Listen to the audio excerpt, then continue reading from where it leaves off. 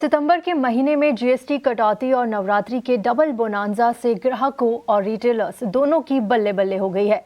लोगों को त्योहारी सीजन में डिस्काउंट पर गाड़ियां मिल गई और वहीं गाड़ियों की बेतहाशा बिक्री से रिटेलर्स की भी चांदी हो गई। हमारे संवाददाता समीर ने SIAM सियाम के प्रेसिडेंट शैलेश चंद्रा के साथ खास बातचीत की है।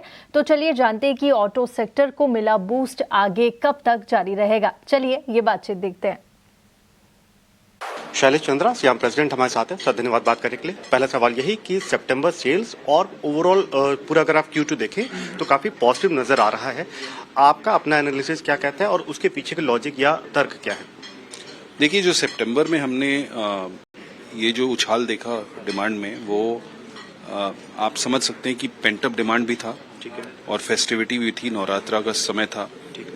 लास्ट 8 डेज में हमने एक्टिविटी देखी और जीएसटी का डेफिनेटली बहुत बड़ा इम्पैक्ट रहा, क्योंकि सभी गाड़ियों के दाम कम हो गए हैं डिपेंडिंग ऑन किस सेगमेंट की कार है।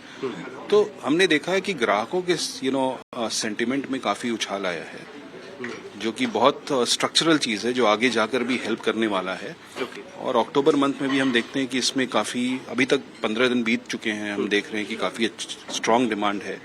सो अक्टूबर और इस क्वार्टर में भी हम देख रहे हैं कि ग्रोथ कंटिन्यू करेगा। मुझे लगता है नवंबर में ये चीज क्लियरली पता चलेगी कि कितनी ग्रोथ हो रही है, क्योंकि अभी तो पेंटअप और फेस्टिवल के कारण इतनी नॉइज है कि उसको समझना कि जीएसटी रिडक्शन और ओवरऑल सेंटीमेंट जो इम्प्रूव हुई है ग्राहकों में, उसका सही आंकलन कैसे कर पाए वो फ्यूचर में हम देखेंगे। बट मुझे लगता है कि काफी ऑप्टिमिज्म है। यही ऑप्टिमिज्म एक्सपोर्ट्स को लेकर के भी है। अगर आप एक्सपोर्ट की बात करें तो उसमें फिलहाल की स्थिति और ओवरऑल आउटलुक आपको कैसा नजर आ रहा है?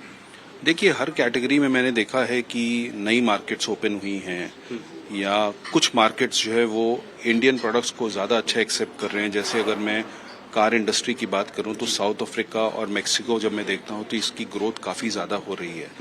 नए मार्केट्स भी ओपन किए गए हैं, नई प्रोडक्ट्स भी लॉन्च की गई हैं। श्रीलंका अगर देखें तो उसमें इंपोर्ट्स में जो रेस्ट्रिक्शंस था उसमें वो खुल चुकी है। सो मुझे लगता है ये सारे चीजों का कॉम्बिनेशन है। और एक जरूर एक एडिशनल फैक्टर है कि चूंकि डोमेस्टिक मार्केट में डिमांड कम था, तो हर कंपनी का एफर्ट एक्सपोर्ट की तरफ भी ज्यादा था। तो ये सब का आप एक मिश्रित रिजल्ट देख रहे हैं।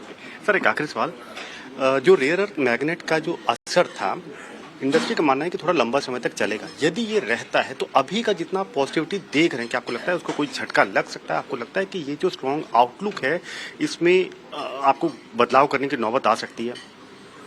देखिए, इसका विकल्प तो हमारे मेंबर्स जो हैं वो निकाल रहे हैं इसका। तो कुछ तो इन्वेंट्री था जिससे मैनेज कर रहे थे, कुछ ऑल्टरनेटिव्स क्रिएट की गई हैं, और लॉन्ग टर्म में ये भी हम लोग देख रहे हैं कि कैसे एक सिंगल कंट्री के डिपेंडेंस को हम कम कर पाएं। तो लॉन्ग टर्म में तो हमें ये देखना होगा कि मैं अपना विकल्प कैसे क्रिएट करूं, या एक कंट्री पर तो निर्भर नहीं रहा जा सकता है। बट ये भी शॉर्ट टर्म में तो हमें उस कंट्री से हमें लेना पड़ेगा। तो गवर्नमेंट के थ्रू हम लोग सायम जो है रिप्रेजेंट कर रहे हैं, कोऑर्डिनेट कर रहे हैं, लियाजन कर रहे हैं कि इस चीज का सोल्यूशन निकल पाए। तो बहुत सारे एक्शंस इसके पीछे चल रहे हैं।